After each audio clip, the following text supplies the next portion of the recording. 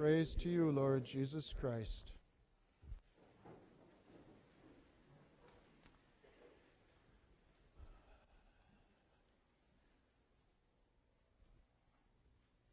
Beautiful thought, just talking to one of my brother priests, Father John Kelly. There are two sons in the gospel today, and one says, no, I'm not going to do it, and then does, and the other says, yes, I'll do it, and then doesn't.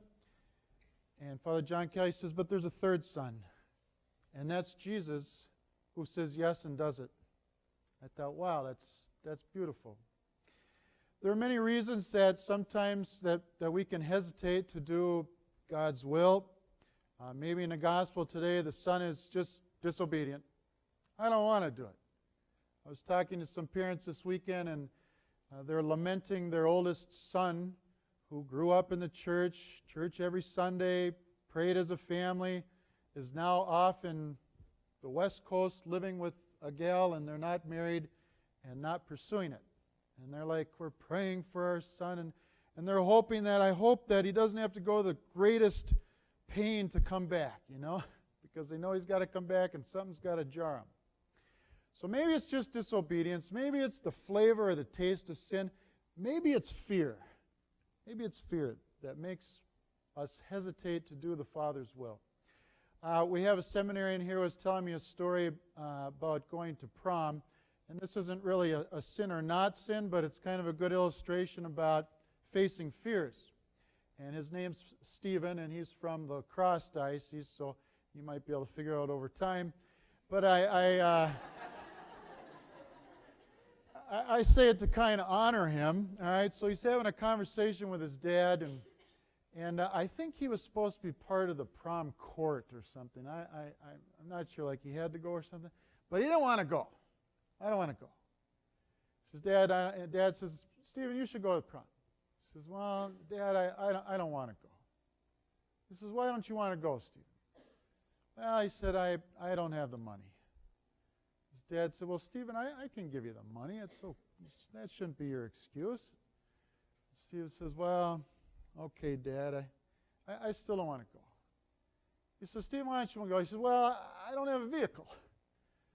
His dad says, Stephen, I'll loan you my vehicle. He says, it's no problem. He says, I'll give you the money, I'll give you the vehicle. And Stephen says, well, he says, the truth, Dad, is I'm afraid to dance. All right? And his dad, being a good dad, challenges his son, says, Stephen, that's exactly why you should go. Okay? So he didn't want to go because he was fearful of having to dance and people look at him. Now, I can relate to that. I don't know. You again? But here's what he did. And this is why I greatly admire him. He said, okay, I'm going to go to the dance.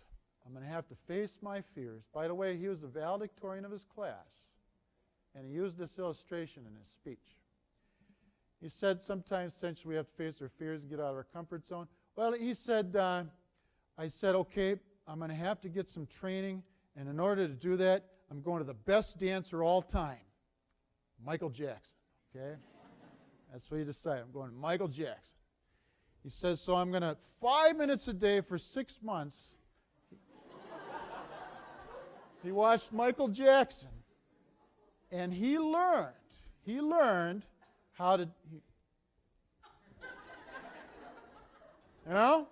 Okay, so he got like the robot moves down, and he learned how to, whatever you do that where you're walking forward but you're really going backwards.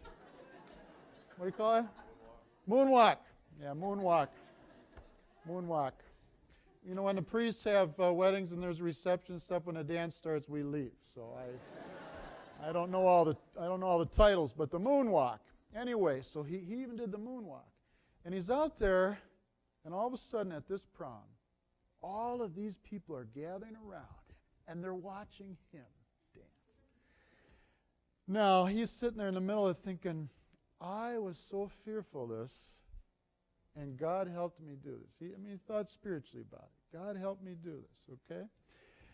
And so what was the excuse of the two sons? I don't know. I know a plethora of people who went out there and they lived a worldly life, okay? I could list 100 examples for you of people who did drugs, sex world, drinking, all sorts of stuff, and finally had a conversion and came back and said, okay, Lord, I give you my whole life. I got 1,000. We got a lot of saints who did it. Okay, I kind of did that. Okay, my first 2 years of college weren't the most Christian witness either. Okay, and so I came back. Well, today I'm just going to invite you to examine, which son are you? Which son are you? Are you the son that says, yes, God, and then doesn't do it? Or are you the son that says, no, God, and then does it? Now, Jesus is the third son. Yes, Father, and does it. Let's make a decision today.